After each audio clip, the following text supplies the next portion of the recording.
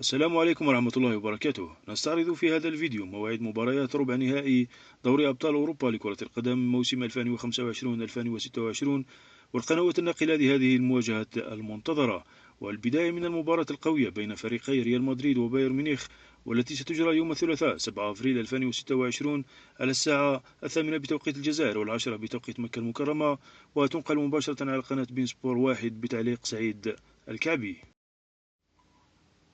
وتجمع المباراة الثانية بين فريقي سبورتينغ لشبونة وأرسنال يوم الثلاثاء 7 أفريل 2026 على الساعة 8 بتوقيت الجزائر وتونس والعاشرة بتوقيت مكة المكرمة، وتنقل مباشرة على قناة بين سبورت 2 بتعليق عصام الشوالي.